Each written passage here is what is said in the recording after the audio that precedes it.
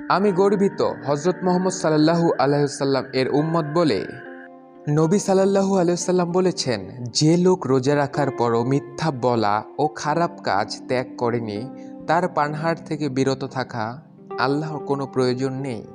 হে নারীগণ, তোমরা নিজ গৃহে অবস্থান করবে এবং পাক জাহেলি যুগের মতো সৌন্দর্য প্রদর্শন করো না, আর তোমরা সালাত কায়েম করো, জাকাত প্রদান করো এবং আল্লাহ ও তার রাসূলের আনুগত্য করো।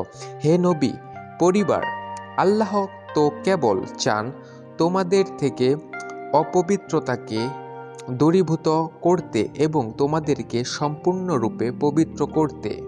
কোরআন পড়ুন, কোরআনের প্রতি ভালোবাসা বাড়ান, আল্লাহর রহমত আপনার উপর আসবেই। রাসূল সাল্লাল্লাহু আলাইহি ওয়াসাল্লাম বলেন, যে যুবক যুবতী যৌবনে আল্লাহর ইবাদতে লিপ্ত থাকবে, আল্লাহ তাআলা তাকে আরশে পাকের ছায়ার তলে আশ্রয় দান করবেন। যে ব্যক্তি রোজা রাখা অবস্থায় মারা যাবে, আল্লাহ তাকে কিয়ামত পর্যন্ত সকল রোজার সওয়াব দান করবেন। হযরত মুহাম্মদ সাল্লাল্লাহু আলাইহি ওয়াসাল্লাম। মহান আল্লাহ বলেন, তোমাদের পিতামাতার সাথে সদ্ব্যবহার করিও, তাদের সাথে উচ্চ কণ্ঠে কথা বলো না। প্রকাশ্য হোক আর গোপন হোক, তোমরা কোনো রকম অশ্লীলতার কাছে যেও না। আল্লাহ তাআলা বলেন, কারো প্রতি বাড়াবাড়ি করো না, নিশ্চয় আল্লাহ সীমালঙ্ঘনকারীদেরকে পছন্দ করেন না। হে মানুষ, আল্লাহকে ভয় করো আর ওই দিনকে ভয় করো যেদিন না কোনো পিতা তার পুত্রকে সাহায্য করতে পারবে না, কোনো পুত্র তার পিতাকে সাহায্য করতে পারবে। নিশ্চয়ই আল্লাহর ওয়াদা সত্য। সুতরাং এই পৃথিবী যেন তোমাদেরকে প্রতারিত না করে, আর ওই শয়তান যেন আল্লাহর হতে তোমাদেরকে প্রতারিত করতে না পারে। হে আল্লাহ, আপনি আমাদের উপর রহমত দান করুন, নিশ্চয়ই আপনি মানুষের প্রতি অত্যন্ত স্নেহশীল করুণাময়। মানুষের চরিত্র হলো একটি দোকান, মুখ হচ্ছে তালা। তালা খুললেই বোঝা যাবে এটা কি স্বর্ণের দোকান নাকি কয়লার দোকান। হযরত আলী রাদিয়াল্লাহু তাআলা আনহু।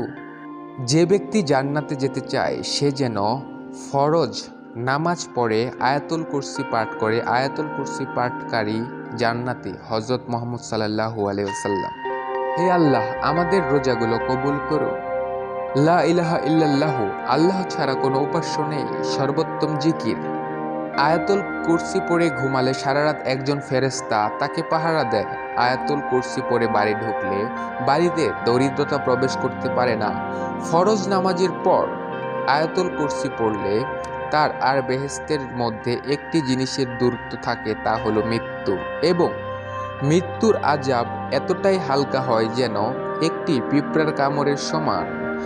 আয়াতুল কুরসি পড়ে বাড়ি থেকে বের হলে ৭০,০০০ ফেরেশতা চারদিক থেকে তাকে রক্ষা করে। হিন্দি গান শোনায় সাবধান হন। হিন্দি গান শুনলে এবং মনে মনে নিজেও গান।